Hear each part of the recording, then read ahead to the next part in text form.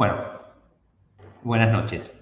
Hoy comenzamos con otra clase de Derecho Administrativo y vamos a ver, o por lo menos dar un pantallazo sobre uno de los temas centrales o medulares de nuestra materia, que es la del acto administrativo. Es decir, el acto administrativo, la figura del acto administrativo, siempre ocupó un lugar central en el estudio de nuestra materia de Derecho Administrativo. Por eso, si ustedes se fijan en el programa, van a ver que toda la teoría general del acto administrativo ocupa un lugar preponderante, ¿no? Son varias las unidades que le vamos a dedicar a el estudio de esta figura. Hoy la idea es, por un lado, que tengamos un panorama general de cómo podemos clasificar a toda la actividad administrativa, es decir, a toda la actividad de la administración pública, y dentro de esta actividad de la administración pública, dónde es que encuadra el acto administrativo. Una vez identificado qué es el acto administrativo, dónde encuadraría o dónde podríamos ubicar el acto administrativo, diferenciándolo de otras figuras jurídicas, vamos a ver el concepto de acto administrativo.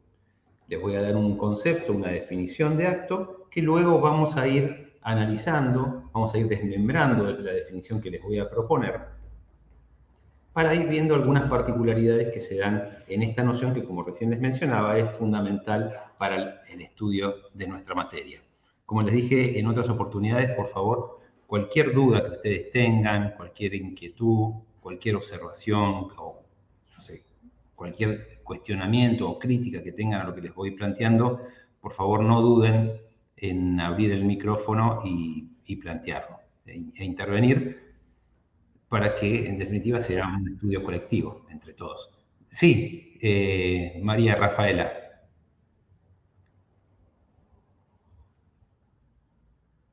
No, ¿quién levantó la mano? Mera, Hola, Camila. profe. Buenas tardes. Buenas Quería tardes, Camila, ¿qué consultar tal? fuera de esta unidad, en la unidad 4, el principio de legalidad lo encontramos como el principio de judicialidad. Juridicidad. Ajá, ese entonces es. Sí, es el principio de Bueno, juridicidad. ¿Cuál es la buenísimo. diferencia? Y hago un breve paréntesis. No está mal hablar de principio de legalidad, pero si ustedes eh, creo que en alguna clase algo mencioné, pero si no también lo van a poder ver en la bibliografía. Nosotros preferimos utilizar la expresión principio de juridicidad en lugar de principio de legalidad. ¿Por qué? Porque hablar de principio de legalidad da la sensación, o parece, que implicaría que el Estado está sometido únicamente a la ley. Pero en realidad el Estado y toda la actividad del Estado está sometido a la totalidad del ordenamiento jurídico, a todo el ordenamiento jurídico. Ordenamiento jurídico que se va a integrar por los principios generales del derecho, la Constitución Nacional, los tratados internacionales con jerarquía constitucional equivalente, los demás tratados internacionales, después la ley, es decir, que la ley aparece en un quinto lugar, después la ley, a lo que le van a seguir los reglamentos, los actos de alcance general normativo y los precedentes administrativos cuando esté comprometida la garantía de la igualdad y ese precedente sea legítimo. Por eso utilizamos la expresión principio de juridicidad, porque nos permite mejor aprender, con H en este caso, aprender esa realidad que estamos queriendo significar. Es decir, el Estado no se somete únicamente a la ley, que en la pirámide que les acabo de mencionar aparece recién en quinto lugar, sino a la totalidad del ordenamiento jurídico. Por eso principio de juridicidad. Pero no está mal hablar de principio de legalidad. Van a ver que muchos autores, de hecho, hablan de principio de legalidad, pero bueno, nosotros lo denominamos y así va a figurar en la bibliografía y lo hemos escrito siempre como principio de juridicidad. No sé si te respondí, Camila. Sí, esa era mi duda, que en algunos autores yo lo había encontrado como el principio de legalidad, pero leyendo su libro habla de el principio, entonces no sabía si eran exactamente iguales o si variaba en algo, pero lo voy a seguir leyendo de su libro entonces. ¿Sí? Nos estamos refiriendo a lo mismo, pero nosotros utilizamos esa expresión, juridicidad, porque da a entender mejor la idea de todo el movimiento jurídico. Sí, Silvia. Profe, yo, bueno, hice un esfuerzo por leer un poquito, ir leyendo el libro de a poco, eh, y hablando de los tratados, hay una media hojita más o menos que menciona las 5 categorías de tratados internacionales.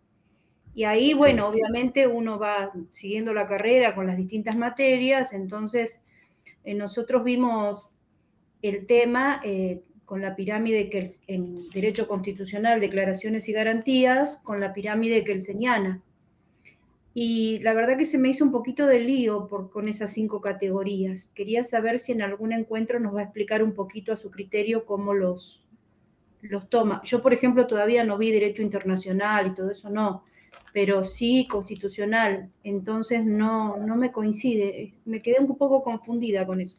Ahora que hablamos del principio de juridicidad, es como que abarca todo, como usted dijo, ¿no? Los tratados, y es como que es más amplio que el de legalidad.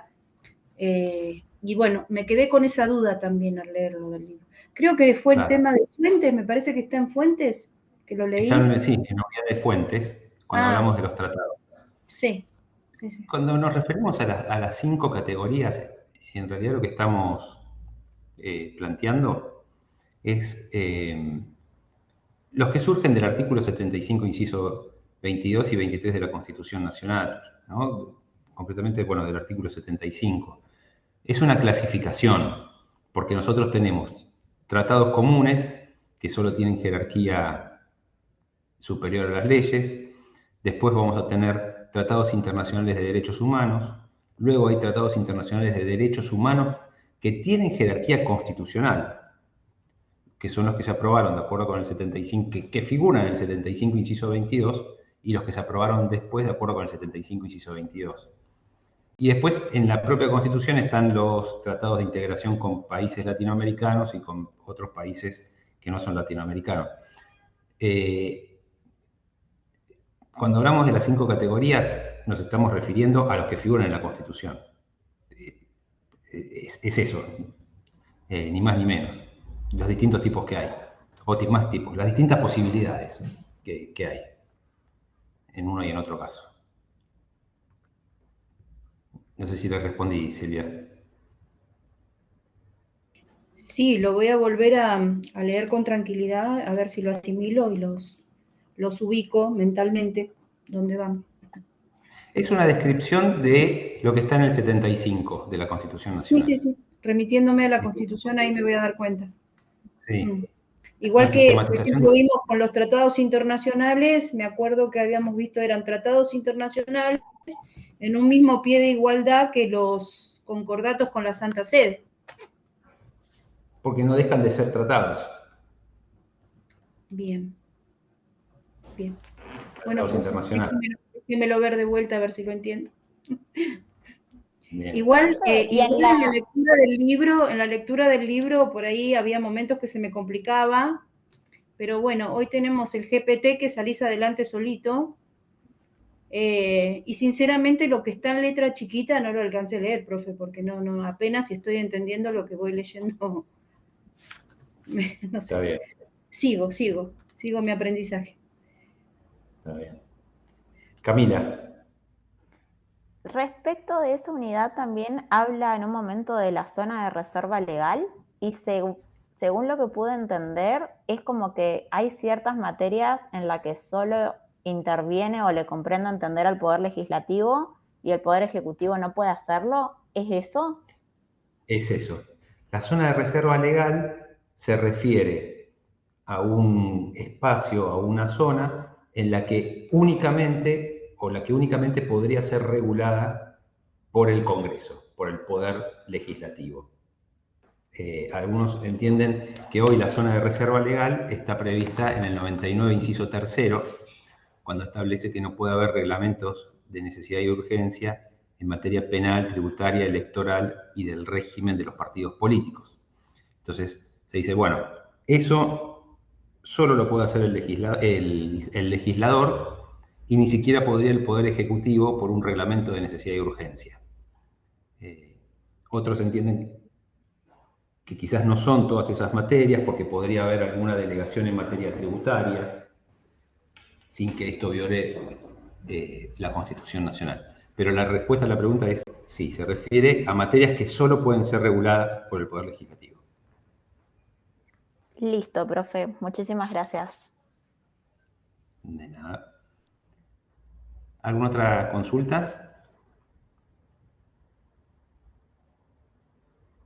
¿No? Bueno, avanzo. Entonces, les voy a compartir la pantalla. Pestaña, no.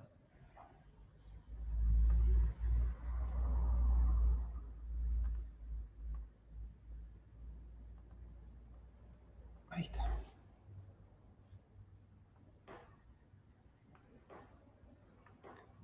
Y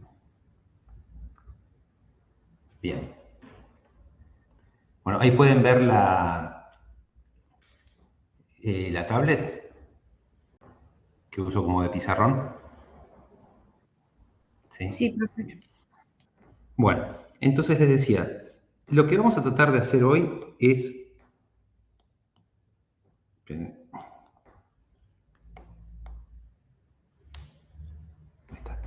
desarrollar una teoría general del acto administrativo. Para eso lo primero que vamos a ver es cómo se clasifica la actividad administrativa. Y en segundo término, vamos a dar un concepto de acto administrativo. Un concepto de acto administrativo. Vamos al primer punto entonces. ¿Cómo se clasifica la actividad administrativa?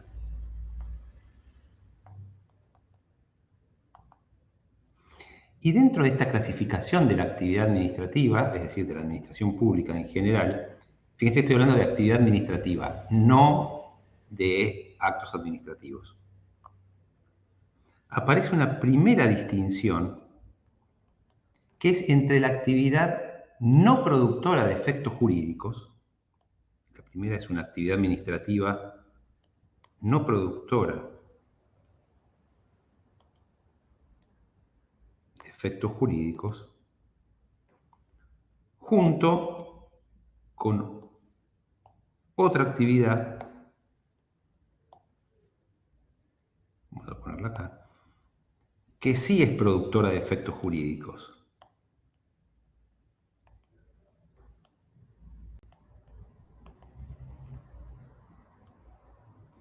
¿Cuál va a ser la diferencia?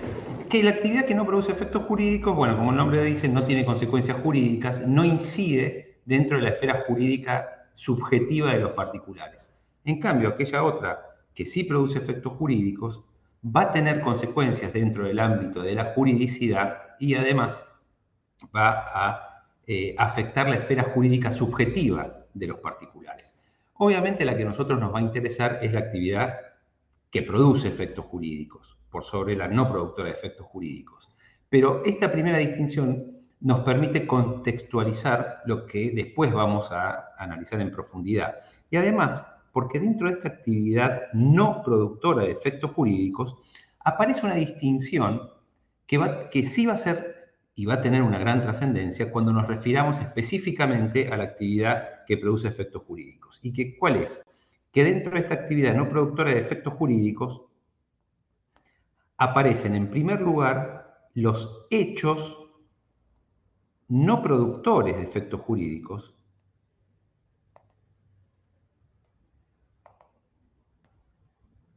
y por otro los actos no productores de efectos jurídicos.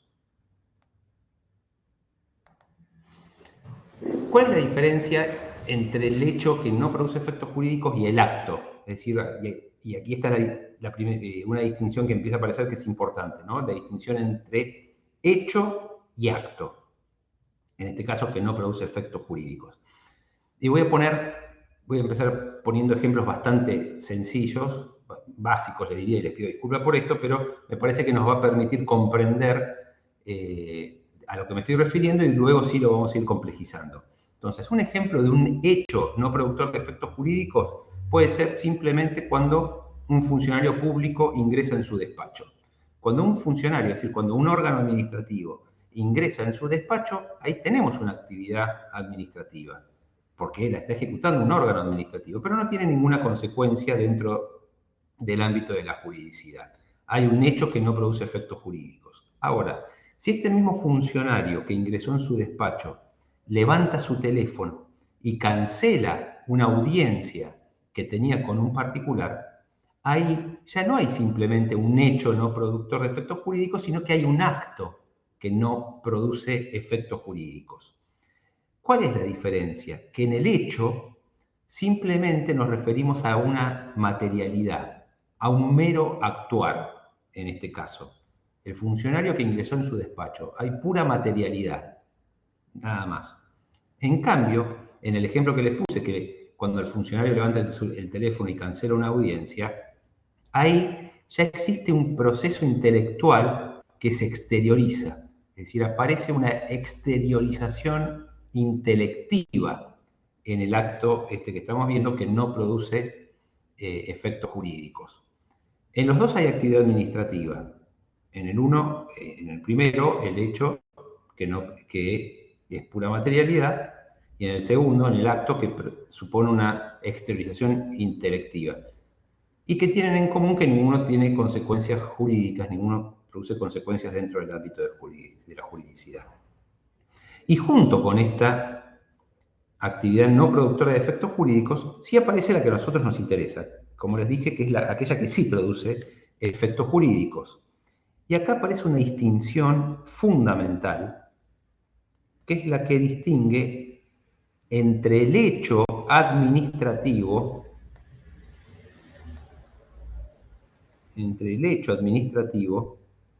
y el acto administrativo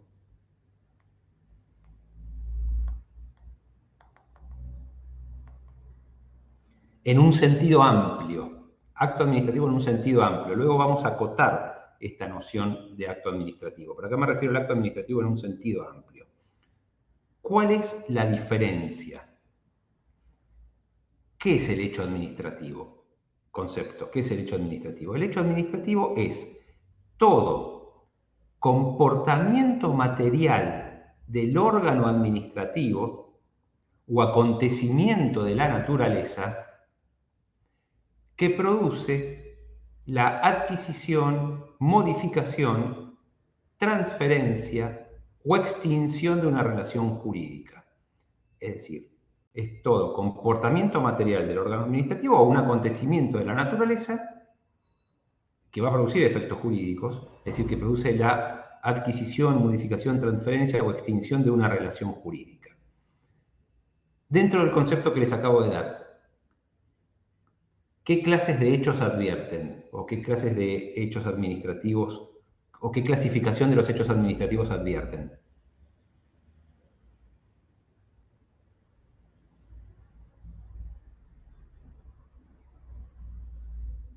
¿Cuáles son las dos clases? Los que se pueden producir por el órgano administrativo o por la naturaleza. Claro. Es decir, que dentro de la figura, muchas gracias Camila, aparece una clasificación, que es aquella que distingue entre el hecho administrativo en un sentido subjetivo y el hecho administrativo en un sentido objetivo. El hecho administrativo en un sentido subjetivo se refiere al comportamiento material del órgano administrativo, mientras que el hecho administrativo en un sentido objetivo se está refiriendo al acontecimiento de la naturaleza. ¿Cuál es el dato fundamental del hecho administrativo? Que en el hecho administrativo solo estamos frente a una pura materialidad. Pura materialidad. No hay ninguna exteriorización intelectiva, no hay ningún proceso intelectual que se exterioriza. Por ejemplo, el hecho administrativo en un sentido subjetivo. Cuando hay un edificio o una casa que se está por caer, que amenaza ruina, tiene que ir la cuadrilla municipal o del gobierno de la Ciudad de Buenos Aires y tirarla abajo antes de que se caiga. Es decir, si hay un edificio o una casa que se está por caer, por razones de seguridad, tiene que ir la municipalidad y tirarla abajo antes que se caiga y que pueda afectar a alguien. Bueno, ir y demoler ese edificio, si que vaya la topadora y tira abajo ese edificio o esa casa que se está por caer, eso es un hecho administrativo. Un hecho administrativo. En un sentido subjetivo, es decir, es un comportamiento material del órgano administrativo que tira abajo, en este caso, un edificio que está por caer. Y que claramente tiene consecuencias jurídicas. Mientras que el hecho administrativo en un sentido objetivo podría ser, por ejemplo, una inundación de una repartición pública, un incendio también de una repartición pública, donde, por ejemplo, se quemen los servidores o se inunden y se estropeen los servidores o se quemen los archivos. Es un acontecimiento de la naturaleza, pero que va a tener consecuencias jurídicas, porque va a haber que disponer la reconstrucción de esos expedientes que se destruyeron. Eventualmente habrá que analizar si hay algún tipo de responsabilidad administrativa y deberán iniciarse los sumarios administrativos que correspondan. Pero no deja de ser un hecho en un sentido objetivo. Donde el dato importante, como les digo, estamos frente a una pura materialidad.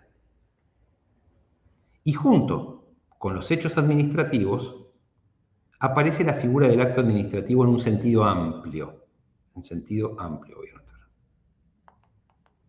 ¿Qué es el acto administrativo en un sentido amplio? ¿O qué implica? En el acto administrativo en un sentido amplio hay, supone la exteriorización de una idea, se exterioriza una idea mediante la palabra oral, acto administrativo verbal, o escrita, acto administrativo escrito, o cualquier otro signo convencional. Por ejemplo, si uno va en la ruta y un gendarme le pone la mano así, es un signo convencional que nos tenemos que detener. Es un signo convencional o ideográfico. Por ejemplo, un cartel que diga máxima 60, máxima 120, o prohibido fumar, prohibido utilizar el celular, que va dirigida a la mente del destinatario. Entonces, supone la exteriorización de una idea mediante la palabra oral o escrita o cualquier otro signo convencional o ideográfico que va dirigido a la mente del destinatario. El dato fundamental es que hay un proceso intelectual que se exterioriza. El acto administrativo no es nunca, esto es muy importante, no es nunca un mero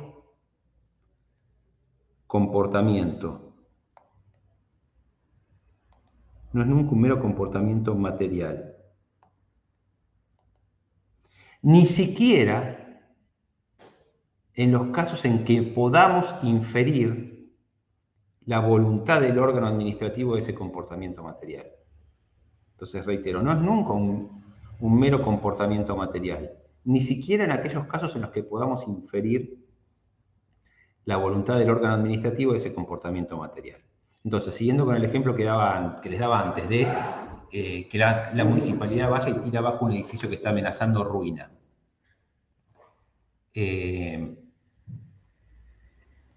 Previamente, ¿qué tiene que haber? Un acto administrativo. Un acto administrativo que ordena la demolición. Entonces está este acto administrativo donde se está exteriorizando una idea, que en este caso es decidir que se tira abajo, y que luego va a venir un hecho administrativo que lo va a ejecutar, que es demoler concretamente este edificio que está amenazando ruina. Entonces, como ven, hecho y acto administrativo no se confunden entre sí. Es más, se dice, dejo de compartir un segundo. No. ¿Dejé de compartir ahí? No.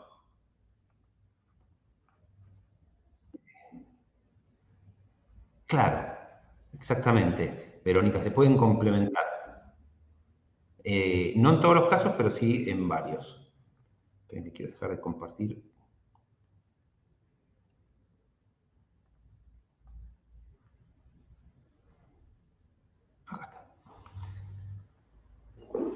Hay una relación entre acto administrativo y hecho administrativo. ¿Por qué? Pues les voy a dar 3 puntos, 3 ideas en este aspecto. Primero, el acto administrativo que requiere de ejecución se va a ejecutar a través del hecho administrativo.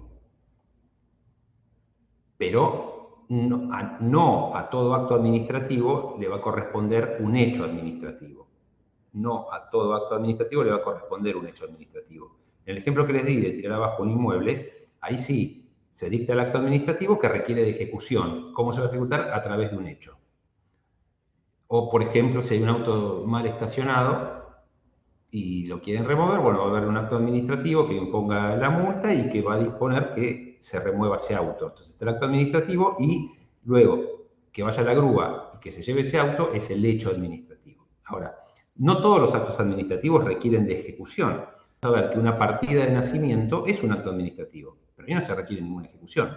¿Por qué? Porque simplemente en la partida de nacimiento se certifica que alguien nació, ahí no hay ejecución.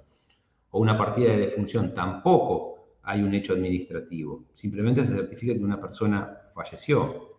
O una libreta de matrimonio, tampoco requiere de ejecución. ¿Por qué? Porque ahí simplemente lo que se hace es constatar que dos personas libremente contrajeron matrimonio ante un oficial público. Entonces, lo primero es esto, porque el acto administrativo que requiere de ejecución va a acudir al hecho administrativo, pero no todo acto administrativo va a requerir de un hecho. La segunda idea es que no a todo hecho, o no todo hecho va a ser resultado de la ejecución de un acto. No todo hecho administrativo va a ser el resultado de la ejecución de un acto. ¿Qué casos, por definición, de hechos administrativos no van a responder a la ejecución de un acto administrativo? Un hecho, según la clasificación que les digo, un hecho administrativo que no sea el resultado de la ejecución de un acto.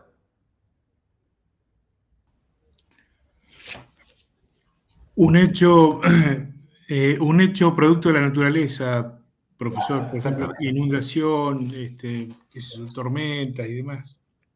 Exactamente. En esos casos, es decir, en los supuestos de un hecho administrativo en un sentido objetivo, o el terremoto también, claro, el hecho administrativo en un sentido objetivo como acontecimiento de la naturaleza, no es la ejecución de ningún acto administrativo. No resulta la ejecución de ningún acto administrativo. Bien.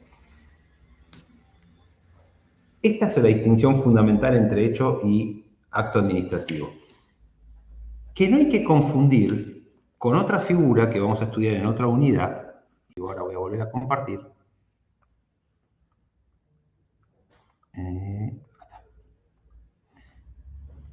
que es la de la vía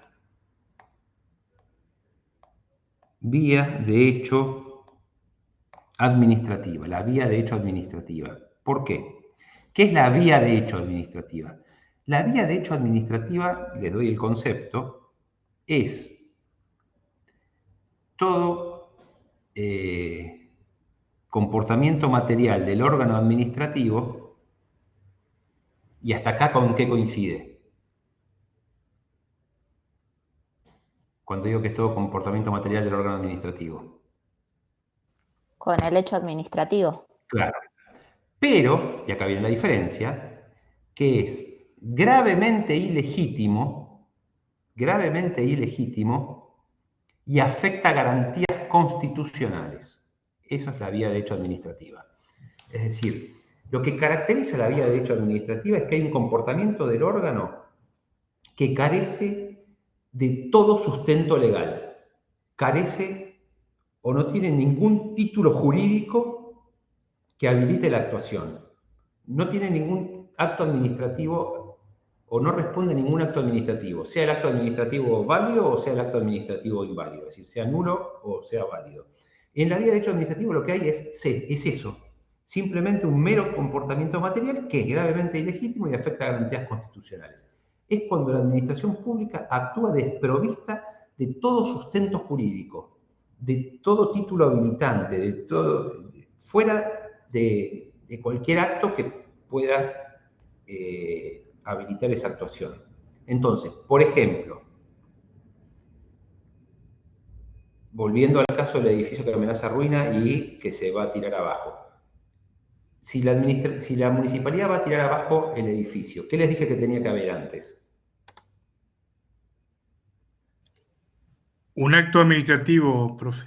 Un acto, exactamente, José. Tenía que haber un acto administrativo, Verónica, exactamente. Si la administración pública va y demuele el edificio sin un acto administrativo previo, eso es una vía de hecho administrativa. Es una vía de hecho administrativa. Sería vía, exactamente, Verónica. Por eso es tan importante tener en claro estas categorías, porque fíjense cómo, no sé, yo puedo estar acá y puedo estar viendo que ahí enfrente la municipalidad está tirando abajo un edificio que amenaza ruina, y esa misma realidad que estoy mirando, que estoy viendo que están tirando abajo, no lo están haciendo ahora, ¿no? Pero que veo que tiran abajo un edificio, puede ser o un hecho administrativo plenamente válido, si hay un acto administrativo previo que habilita esa actuación, o ese mismo comportamiento de tirar abajo el edificio que puedo estar viendo puede ser una vía de hecho administrativa, cuando no tiene ningún título jurídico, no hay un acto administrativo anterior. O por ejemplo, si veo que va la municipalidad o la autoridad fiscal y clausura un local. Esa clausura es un hecho, ir y poner la faja de clausurado es un hecho administrativo. Esa clausura puede ser un hecho administrativo si responde a un acto administrativo que ordenó la clausura de ese local. Ahora, si la administración fue sin ningún acto administrativo previo y dispuso la clausura de ese establecimiento, eso es una vía de hecho administrativa. ¿Y cuál es la particularidad de la vía de hecho administrativa? Y me adelanto un poco a lo que vamos a ver después. Que frente a la vía de hecho administrativa cae todo lo que se denomina el régimen jurídico exorbitante de la administración pública. Concretamente, en nuestro caso, implica que frente a la vía de hecho administrativa, como es algo tan grave, caen todas las prerrogativas de la administración y en particular va a caer la obligatoriedad de agotar la vía administrativa. Frente a una vía de hecho administrativa no es necesario agotar la vía administrativa y voy a poder acudir directamente a la justicia. ¿Y con qué instrumento procesal voy a acudir a la justicia? Si yo les digo que hay un comportamiento material que es gravemente ilegítimo y afecta a garantías constitucionales. ¿Con un amparo? El amparo, exactamente, Sonia. Voy a poder utilizar la vía del amparo. Por eso, entonces, es que es tan importante tener en claro estas categorías jurídicas para poder encuadrar la realidad dentro de una de estas categorías jurídicas y saber en consecuencia cuál es el régimen jurídico que se les va a aplicar. ¿Hasta acá alguna duda, alguna pregunta?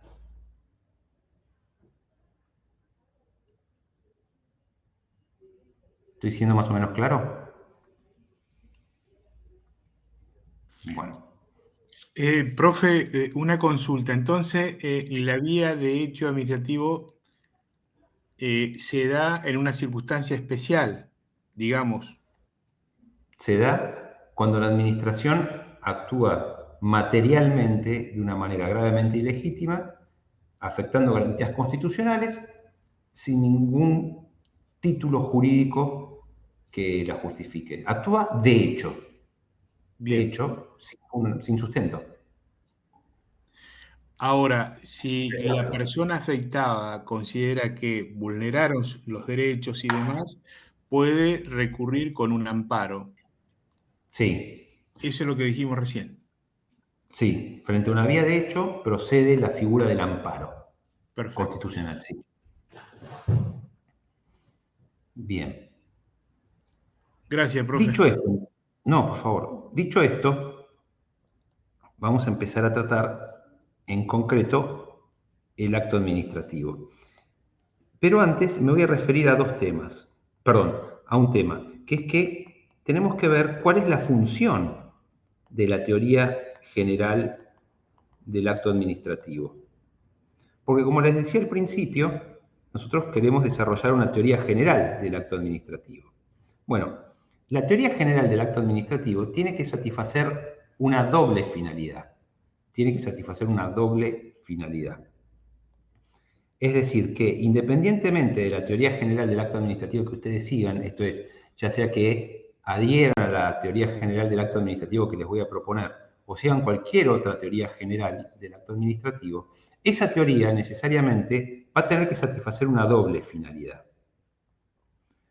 Por un lado, la primera finalidad que tiene que satisfacer cualquier teoría del acto administrativo es que tiene que otorgar homogeneidad terminológica y conceptual. ¿Qué significa, o a qué me estoy refiriendo como homogeneidad terminológica y conceptual?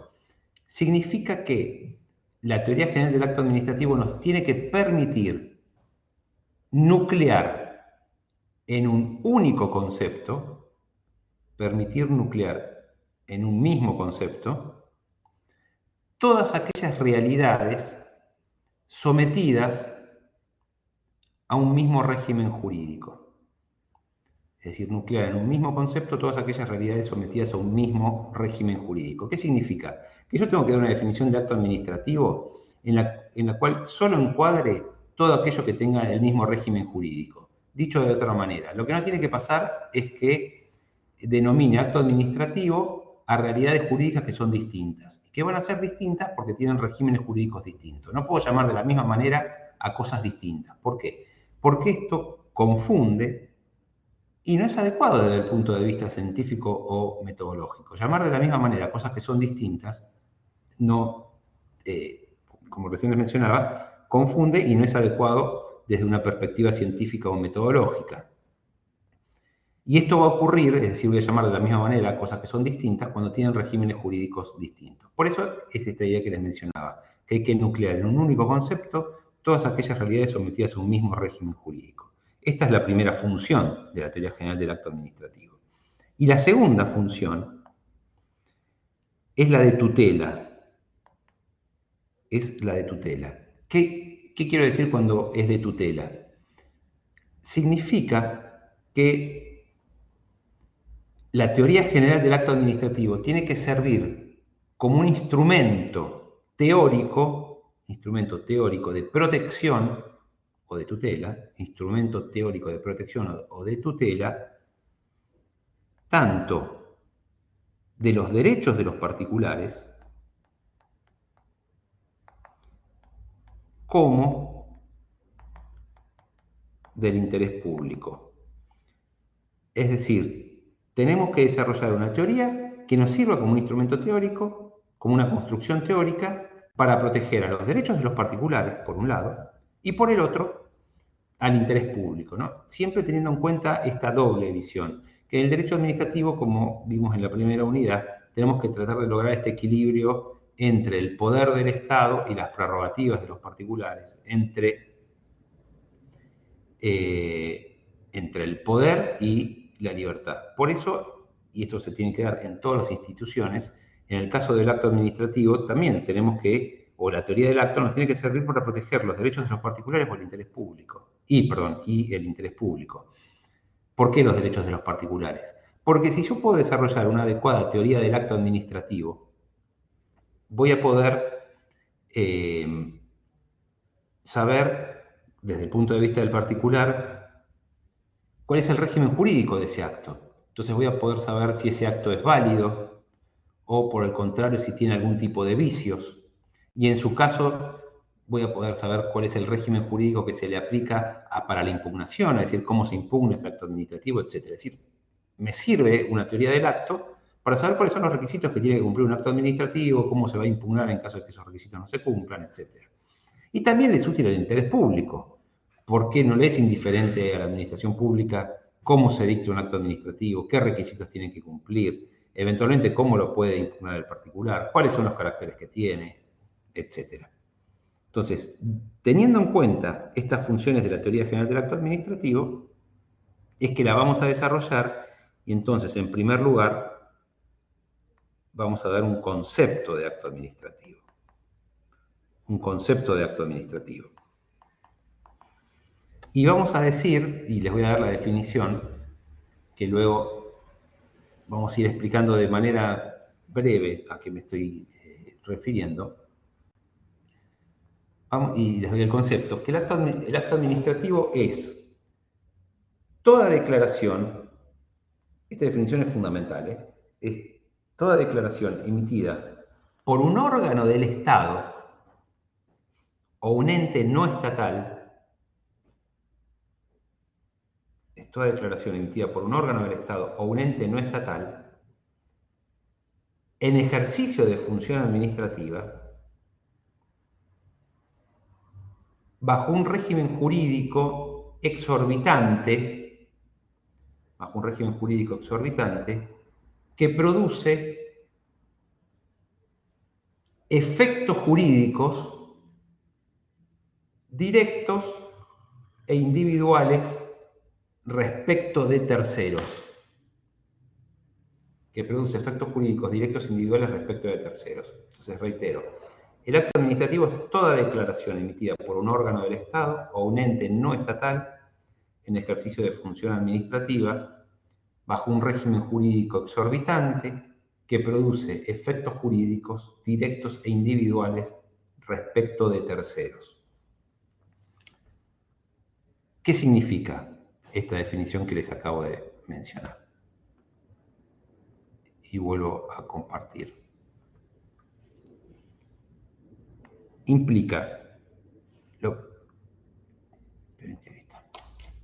primero, ¿qué dije que es el acto administrativo? El primer punto. ¿Qué es? Una declaración, profe. Ahí está, es una declaración. Sí, de un órgano o de un ente no estatal. Claro, exactamente. Entonces, lo primero es una declaración. Es una declaración. ¿Qué significa que sea una declaración? Concepto. Siempre esto se los recomiendo para estudiar la materia. Hay que ir al concepto, a la definición de cada uno de los aspectos que estamos viendo, que ejerce una función. Bien. Concepto. ¿Qué es la declaración? Que sea una declaración, concepto, significa que supone la exteriorización de una idea. Exteriorización de una idea. Es el concepto. ¿En qué puede consistir esa declaración? El objeto.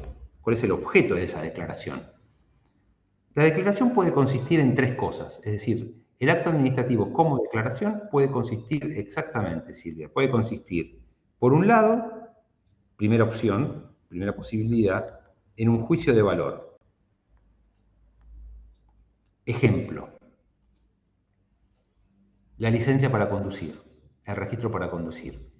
Cuando nosotros sacamos el registro para conducir y nos otorgan el carnet, eso es un acto administrativo. Es un acto administrativo que se exterioriza, en este caso, a través del registro que nos dan, el carnet que nos dan. Eso es un juicio de valor. En ese caso es un acto administrativo que contiene una declaración que es un juicio de valor. ¿Por qué es un juicio de valor? Porque al menos la primera vez, bueno, va a depender de la jurisdicción, ¿no? Pero por lo menos en donde estoy yo, en la ciudad de Buenos Aires, la primera vez que uno tiene que sacar el registro, y después también, pero con algunos requisitos menos, les hacen un examen práctico, es decir, le hacen estacionar para que sepa estacionar bien, le hacen dar una vuelta en la calle, un examen práctico, un examen teórico, también hay un examen teórico, hay un examen de vista, uno va con un oftalmólogo, hay un examen de audición, hay un examen breve, ¿no? Psicológico, donde vas a hacer los dibujitos, etc. Y también uno pasa por un médico clínico.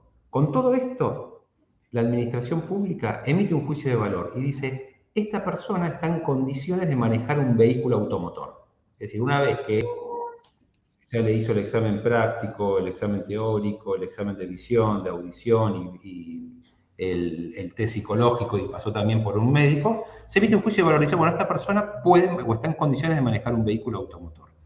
En este caso es eso, el juicio de valor. Otro ejemplo. Si uno quiere tener un arma en su casa de manera legítima, tiene que sacar lo que se denomina la condición de legítimo usuario. Y en este caso, la autoridad que otorga estos permisos les va a pedir un certificado por un psicólogo, un certificado médico que diga que ustedes están en condiciones de manejar un arma, un certificado de un instructor, donde se les va a pedir que el instructor certifique que ustedes están en condiciones de manejar un arma, les van a pedir un certificado de antecedentes penales y también que acrediten medio de vida ilícitos. Con todo esto, la administración emite un juicio de valor y dice: esta persona está en condiciones de tener legítimamente un arma en su casa. Entonces, primer supuesto, el acto administrativo como declaración supone un juicio de valor. También puede consistir en una constatación, de hechos. Los ejemplos que les di antes, una partida de nacimiento. Ahí, la administración, no hay un juicio de valor, y la administración simplemente constata que una persona nació, o partida de defunción, donde la administración constata que una persona falleció por una determinada causa, o la libreta de matrimonio, donde se constata que dos personas contrajeron libremente matrimonio ante la autoridad pública. Y por último, puede consistir en una declaración de voluntad. Y adviertan que voluntad lo pongo en un tercer término. Depende por donde ustedes estudien. Hay algunos autores que hablan de que o mencionan que el acto administrativo es una declaración de voluntad. Dice declaración de voluntad, tal cosa. En la definición que yo les propuse no digo declaración de voluntad, digo declaración emitida. ¿Por qué no digo declaración de voluntad? Porque no necesariamente, como estamos viendo, el acto administrativo supone una declaración de voluntad. Porque el acto administrativo puede ser una declaración de un juicio de valor, una declaración con una constatación de hechos, y en tercer lugar, una declaración de voluntad. Cuando se decide algo. Por ejemplo, cuando se decide adjudicar a la oferta más conveniente en un procedimiento licitatorio. Cuando se decide designar a un empleado o a un funcionario público en un determinado puesto. O cuando se anula de oficio un acto administrativo. O cuando se revoca por oportunidad, mérito o conveniencia un acto administrativo. Ahí sí hay una declaración de voluntad. ¿Hasta acá cómo vamos? Bien, entonces. El tercer punto que tenemos que analizar cuando hablamos de declaración es si puede haber actos administrativos verbales. Gracias, Rocío. Actos administrativos verbales. La respuesta es que sí, de manera excepcional. La regla es que el acto administrativo tiene que ser escrito, pero excepcionalmente, cuando no puede dictarse el acto administrativo de manera escrita, puede haber un acto administrativo verbal. Esto se admite en casos de urgencia o de emergencia, o cuando por distintas circunstancias no se lo puede hacer. Por ejemplo, dijimos que cuando en la ruta un gendarme o un policía levanta la mano y está haciendo que se detenga, bueno, eso es un acto administrativo donde o se ordena, se le grita a alguien para que se detenga, es un acto administrativo verbal, pero porque no se puede poner por escrito en esas circunstancias. Entonces puede haber excepcionalmente actos administrativos verbales. Después está la pregunta si puede haber actos administrativos tácitos. Y ahora voy a decir qué es esto, actos administrativos tácitos. La regla es que el acto administrativo tiene que ser expreso. Y acá hay dos teorías. Hay una teoría restringida o restrictiva que sostiene que admite la existencia de actos administrativos tácitos cuando resultan inferibles de un comportamiento material. Admite la existencia de actos administrativos tácitos cuando resultan inferibles de un comportamiento material. Ejemplo, el ministro de Justicia presenta su renuncia ante el presidente o el gobernador, y el gobernador o el presidente no dictan un acto aceptando la renuncia del ministro, sino que hace ¿qué cosa? ¿Qué podría hacer?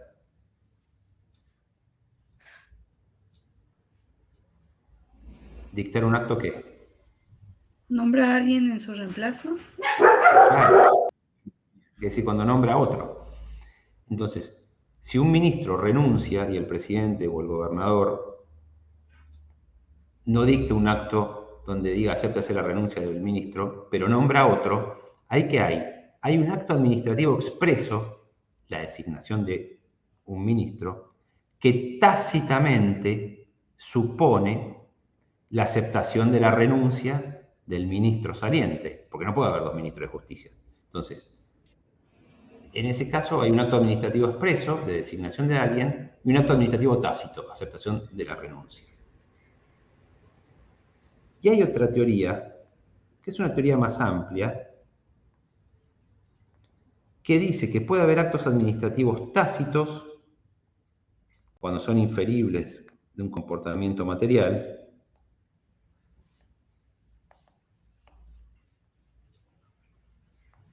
inferibles de un comportamiento material, el ejemplo que les mencioné recién, o también, no, perdón, esperen que me confundí acá, que son, esperen que no puedo,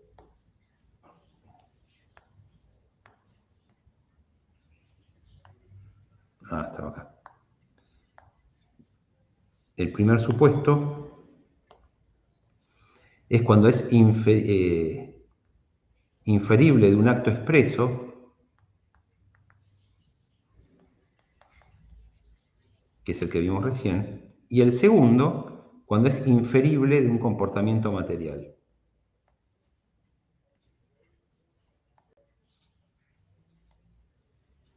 De un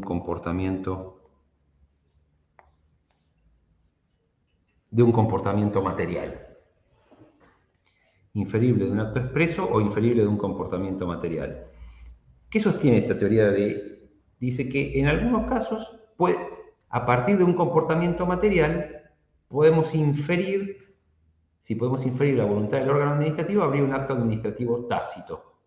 Es decir, que el acto administrativo tácito, según esta teoría, no solo podría derivar de un acto expreso, que lo dice la teoría restrictiva, sino también de un comportamiento material. Entonces, volvamos al ejemplo del edificio que se estaba por caer. Si yo les dije que no había acto administrativo antes, ¿qué les mencioné que había? Una vía de hecho. Exactamente. Una vía de hecho administrativa. Si uno siguiera la teoría amplia, podría decir que hay un acto administrativo tácito. ¿Por qué? Porque puedo inferir de la demolición del edificio que tácitamente la administración le está dictando un acto de demolición. Sin embargo, yo antes, ¿qué les había dicho respecto del acto administrativo? Les dije, el acto administrativo no es nunca ¿qué? Y que se lo subrayé. En un sentido amplio. Les dije, el acto administrativo, esto que está acá, no es nunca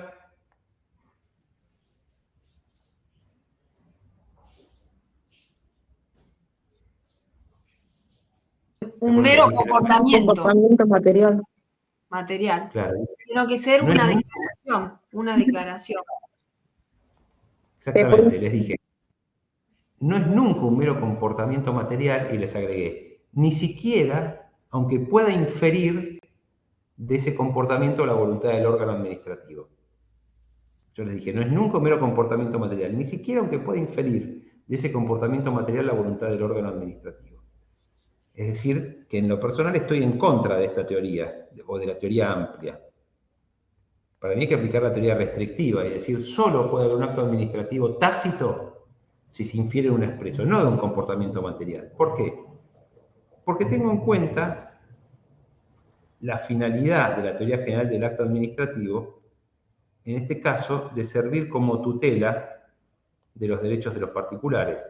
Y la verdad que admitir actos administrativos tácitos derivados de comportamientos materiales genera una inseguridad jurídica y afecta claramente los derechos de los particulares. Por eso es que sigo la teoría restrictiva. Entonces, en mi caso, por lo que yo pienso es que solo puede haber un acto administrativo tácito cuando resulta inferible de un comportamiento material. Pero sepan que hay otra teoría que dice, sí, está bien, de los actos expresos, pero también de un comportamiento material.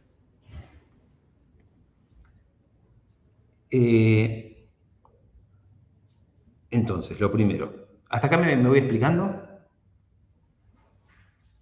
¿Sí? Es una declaración. Segundo, emitida por un órgano del Estado. Gracias Mario, un órgano del Estado. ¿A qué me estoy refiriendo acá cuando hablo de órgano del Estado? Estoy diciendo que puede dictar, y esto tiene que ver con la unidad 1, que puede dictar un acto administrativo el Poder Ejecutivo, cuando actúe en ejercicio de función administrativa,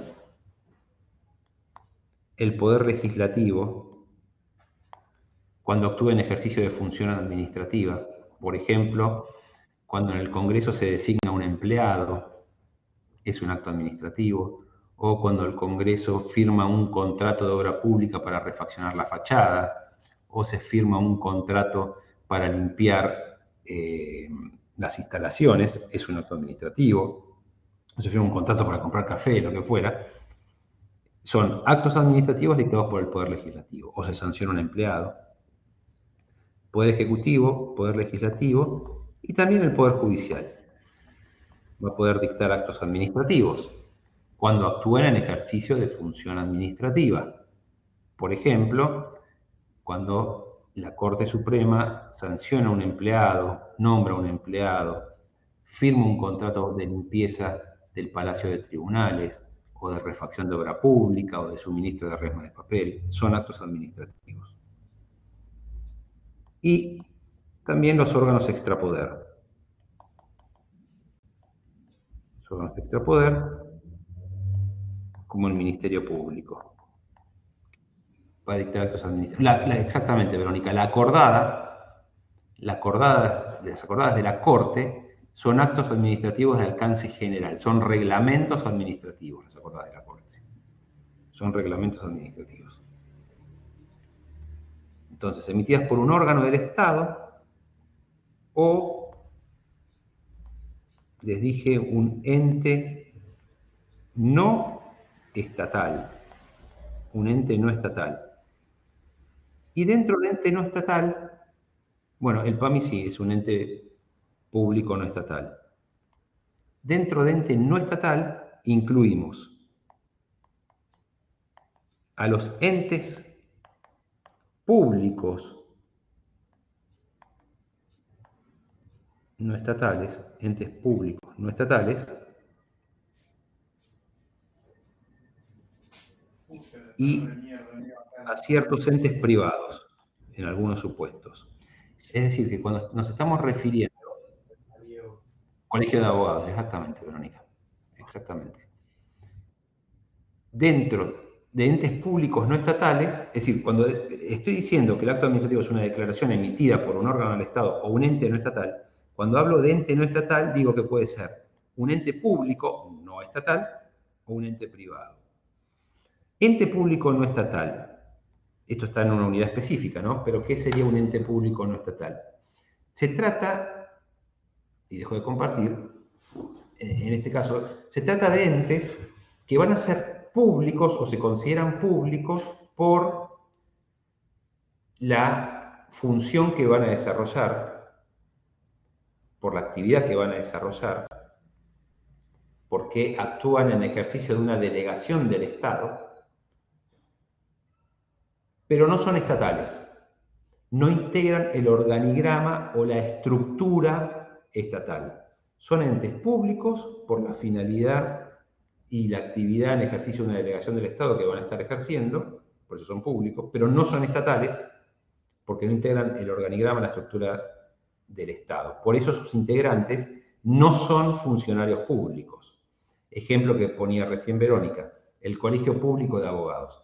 El Colegio Público de Abogados es un ente público no estatal, como los consejos profesionales de ingeniería o consejos profesionales de otras carreras, de ciencias económicas. ¿Por qué? ¿Por qué son públicos? Porque van a ejercer, en este caso, una función que les delegó el Estado, que es la función de policía profesional. El control de la matrícula profesional. Sí, la actividad de policía profesional, la matriculación, entre otras cosas.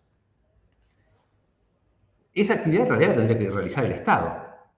El control o el control del ejercicio de la profesión o la policía profesional. Tendría que realizar el Estado, pero bueno, la delega en estos entes que van a ser públicos porque van a ejercer esa función, pero no integran al Estado. El Colegio Público de Abogados no forma parte del Estado. Quienes presiden y dirigen el Colegio Público de Abogados no son funcionarios públicos. Ahora bien, estos entes públicos, cuando actúan en ejercicio de la función administrativa delegada por el Estado, y solo cuando actúan en ejercicio de esa función administrativa, van a dictar actos administrativos. Entonces, repito, en el caso de los entes públicos no estatales, cuando actúen en ejercicio de función administrativa que les fue delegada, y solo en esos casos van a dictar actos administrativos. Ejemplo, el otorgamiento de la matrícula profesional. El otorgar una matrícula profesional es un acto administrativo. Rechazar la matrícula profesional, si se presenta alguien y se la rechazan, es un acto administrativo. Imponerle una sanción ética a un abogado es un acto administrativo. ¿Por qué? Porque está actuando en el ejercicio de la función administrativa que le delegó el Estado. Ahora, si el presidente del Colegio Público de Abogados despide a la secretaria, no es un acto administrativo. ¿Por qué? Porque no está actuando en el ejercicio de esa función administrativa. O si compran computadoras, no es un acto administrativo, porque no está actuando en el ejercicio de esa función administrativa delegada. Eso en cuanto a los entes públicos no estatales. Y después tenemos los entes privados que en ciertos casos excepcionales, es excepcional esto, podrían emitir actos administrativos cuando actúan en el ejercicio de una delegación del Estado. Por ejemplo, un concesionario de obra pública. Al concesionario de obra pública se le puede delegar, en el marco del contrato de concesión, ciertas funciones administrativas, que va a hacer que dicten actos administrativos. Por ejemplo, el concesionario de una autopista, en el marco del contrato de concesión para la construcción y luego para el mantenimiento y la explotación de una autopista, si yo dejo mi auto en el medio de la autopista, el concesionario puede ir y removerlo. Bueno, eso lo está haciendo en el ejercicio de función administrativa que fue delegada en el marco, claro, en el marco del contrato de concesión. ¿Y por qué lo hace? Porque se le delegó al concesionario la tutela de un bien del dominio público como es la autopista. Una autopista concesionada, es decir, una autopista por peaje, o una ruta por peaje, la ruta en sí misma, la autopista, es un bien del dominio público del Estado, es de dominio público del Estado. Pero bueno, se le encomienda al concesionario también cuidarlo, de modo que si dejé el auto tirado al costado de la Panamericana o de cualquier otra ruta, puede ir y sacarlo. Bueno, es un ente privado que excepcionalmente está ejerciendo función administrativa, porque eso lo tendría que hacer el Estado. Entonces, declaración emitida por un órgano del Estado o un ente no estatal. ¿Hasta acá me estoy explicando? Bien, un ente no estatal. Luego mencioné en ejercicio de función administrativa. Y este es el dato central para ver cuándo hay acto administrativo. Es decir, la existencia de un acto administrativo no depende de quién lo dicta, no depende del órgano que lo dicta, de la persona que lo dicta, sino que lo importante es que sea el resultado de la función administrativa. Es decir, el acto administrativo es el resultado de la función administrativa. ¿Y cuándo va a haber función administrativa? Bueno, eso está en la unidad 1, ¿no? Lo vimos en la unidad 1. Cuando hay función administrativa, va a haber un acto administrativo. Sí. En ejercicio de... Sí, Verónica. Iba a dar la definición de función administrativa, que es toda actividad que ejecuta el Poder Ejecutivo, excepto los actos institucionales y los regidos por el derecho privado, y además hay función administrativa las actividades del Poder Judicial y del Legislativo que no sean ni judicial ni legislativa. Exactamente. En ese caso hay función administrativa y el resultado es un acto administrativo. Es así. De función administrativa. que como consecuencia, y es el quinto punto de la definición que les di, primero, ay, no puedo creer que me quedé sin batería. Bueno, además me estaba compartiendo.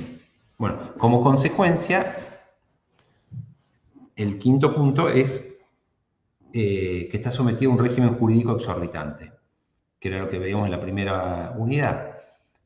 Es decir, que está sometido a un régimen integrado por un conjunto de prerrogativas de la administración pública, tanto procesales como sustanciales, y las garantías de los particulares, procesales y sustanciales, que tenemos que ver siempre en equilibrio.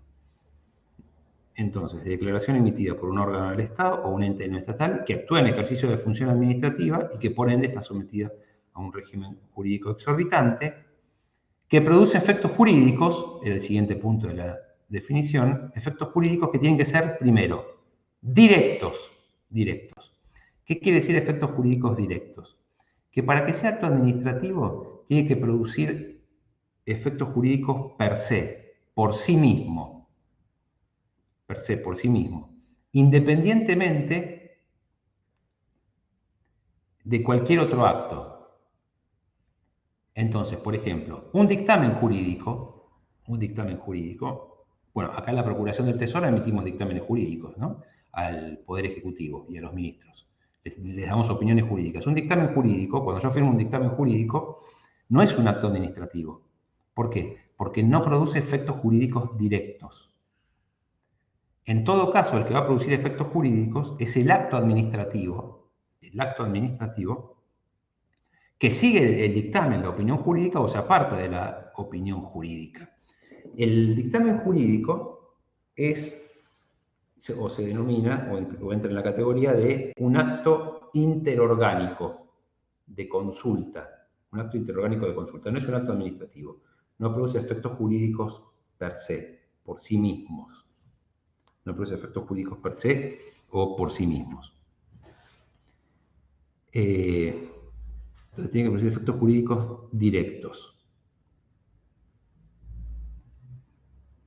Directos e individuales. A ver si ya se me cargó la batería. Sí. Así como las pilomes se quedan sin tintas y los lápices sin minas, el lápiz óptico, el lápiz óptico se me queda sin batería y no puedo seguir. Así que ahora lo puse a cargar rápidamente. Pero mientras comparto pantalla.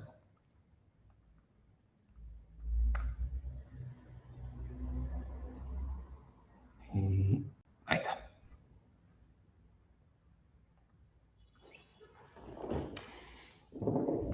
Entonces, decía, función administrativa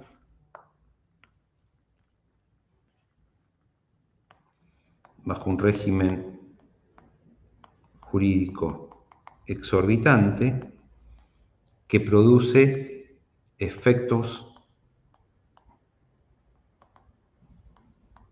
jurídicos, dijimos, directos.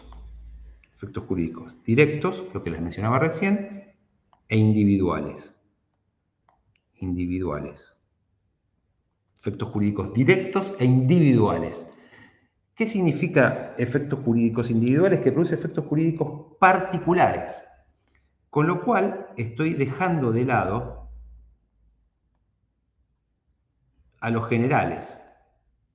No los generales. No incluyo en el concepto estricto, en el concepto científico de acto administrativo, no incluyo al acto de alcance general. En particular, no estoy incluyendo el reglamento. ¿Pero por qué no los incluyo? Porque yo podría hacer la definición como a mí se me cante. Yo podría decir, el acto administrativo es el que produce efectos jurídicos directos e individuales o generales. Pero no digo eso y digo individuales, no incluyo a los generales. Que algunos autores sí lo incluyen a los generales.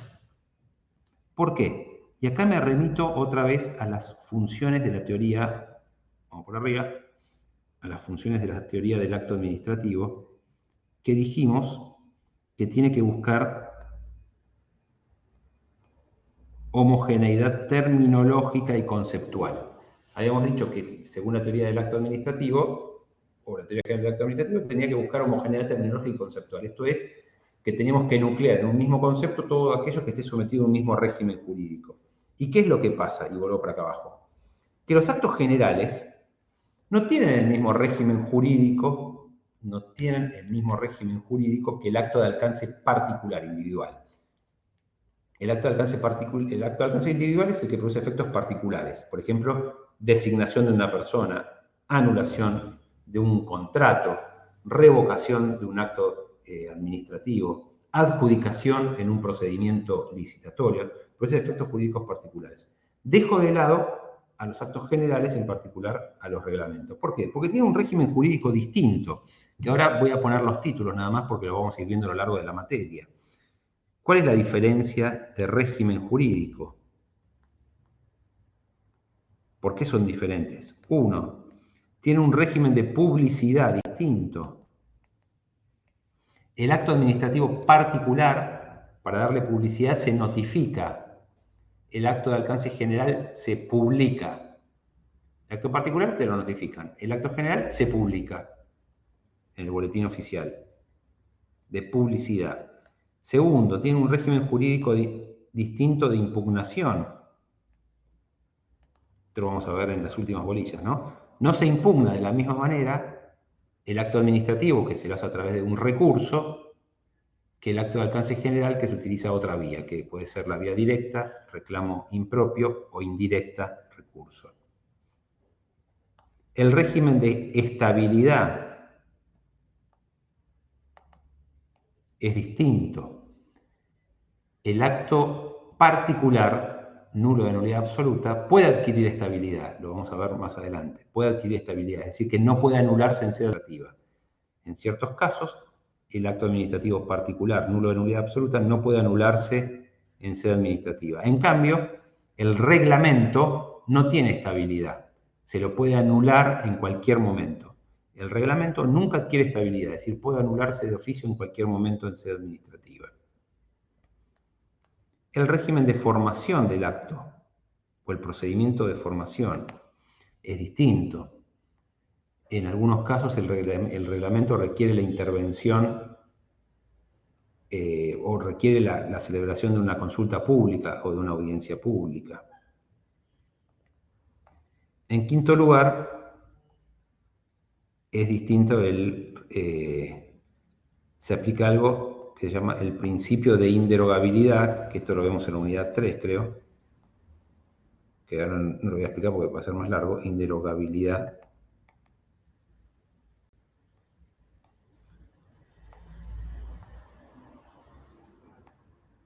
singular del reglamento, inderogabilidad singular del reglamento, que después lo vamos a ver, ¿no? Que el acto de alcance particular no puede ser contrario a un reglamento. La publicidad, entonces, régimen de publicidad, de impugnación, de estabilidad, de formación, también el principio de inderogabilidad singular del reglamento. Es decir, tienen, en definitiva, lo que estoy tratando de demostrar acá, regímenes jurídicos. Y esperen que quería encontrar.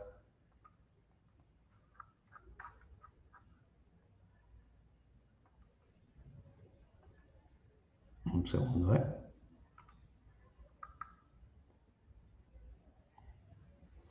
Tiene un régimen jurídico distinto. Un régimen jurídico distinto. Entonces, si tiene un régimen jurídico distinto, no lo puedo llamar de la misma manera. Entonces, efectos jurídicos directos e individuales. Y la última parte de la definición es respecto de terceros. Es decir, que el acto administrativo tiene que producir efectos jurídicos, para ser acto administrativo, hacia afuera de la administración pública, entendiendo por tercero a las personas humanas y a las personas jurídicas, incluyendo pues, la persona humana y la persona jurídica, incluyendo también al agente público, es decir, al empleado público, en el marco de su relación de servicio. En el marco de la relación de servicio, es decir, en el marco de la relación de empleo público. Por ejemplo, si se sanciona un empleado público, se le impone una sanción o se lo deja cesante o se lo suspende, en esos casos hay un acto administrativo, porque se da en el marco de la relación de empleo público, es decir, ahí actúa como tercero, si se quiere, el empleado. Entonces, eso es el acto administrativo, una declaración que emite un órgano del Estado o un ente no estatal en ejercicio de función administrativa bajo un régimen exorbitante que produce estos efectos jurídicos que son directos e individuales respecto de terceros. ¿Hay alguna duda, alguna pregunta o no fui claro con algo? ¿Algún aspecto que quieran que profundice o que explique de nuevo? Profe, yo estaba viendo las definiciones de los distintos autores y Sí. de Casaña, de Gordillo, de Bielsa y de Dromi. Sí. Esta es mucho más clara, la verdad. O será porque usted la explicó, no sé. Bueno, gracias. Puede ser. Pero sí, en algunos puntos son parecidas, en otros diferimos, ¿no? en la definición. Casaña dice declaración de voluntad, por ejemplo. Y para nosotros no es declaración de voluntad, es declaración. Puede ser. Sí, voluntad, dice declaración de un órgano del Estado en ejercicio de la función administrativa caracterizada por un régimen jurídico exorbitante del derecho privado, que genera efectos jurídicos individuales directos con relación a terceros. Bueno, la fue modificando un poco, porque antes hablaba de declaración de voluntad. Sí. Sí, va cambiando. ¿Alguien tiene alguna otra pregunta, algún comentario, alguna crítica, alguna objeción, algún cuestionamiento, algún desafío de alguna idea? No, profe, lo uno que está en... Yo vi el recurso audiovisual, el mismo tema, acto jurídico, pero... Acto administrativo. Acto administrativo, pero hubo conceptos que no estaban, así que bueno. Puede ser. Bueno, por eso ahora hay que aunar todo y leer más bibliografía y bueno. Bien. Pero claro, muy claro todo, profe. Bueno. Si no hay más preguntas, terminamos. Y cualquier duda, gracias Mario, cualquier duda a través del foro o en el próximo encuentro. ¿Sí? Profe, ¿le puedo preguntar algo Sí. antes que nos vayamos? Por ejemplo, Sí, por favor. el examen parcial es multiple choice, ¿verdad? La técnica multiple Sí. choice. Por ejemplo, ¿qué suele parecerle relevante como para preguntarnos? No, tratamos de preguntar un poco de todos los temas, de todas las unidades que entran al parcial, ¿no? Gracias, Lucía. No le puedo decir que este tema sí o este no, es decir, tratamos de hacer un popurrí de todo. Caso práctico no hay, Verónica, no. O sea, la jurisprudencia, no. Sí, podemos preguntar cuál es la jurisprudencia de la Corte sobre tal tema. O decir la Corte en el caso tal. Sí, eso entra. O sea, ponemos énfasis en la sentencia, entonces, como relevante de cada fallo. En el holding, en lo que dijo. Es decir, ¿qué dijo la Corte en tal caso? Bueno, la Corte en tal caso entendió que esto era inconstitucional o entendió tal cosa. Eso solo. Bien. Bueno. Estamos en contacto entonces. Profe, con respecto a esta unidad de acto administrativo, habla de lo de los fallos Podestá, Hermes contra Junta Nacional y, por ejemplo, Tiempo Nuevo contra, por ejemplo, esos, tenemos que saber de acto administrativo, esos fallos, el holding. El holding, es decir, y los que son obligatorios, ¿no? Los que figuran en jurisprudencia obligatoria. Sí. Bien. Esos son. Bueno, perfecto. Bueno, estamos en contacto. Gracias, profe. Que descansen. Buenas noches. Buenas noches. Chao, profe. Chao.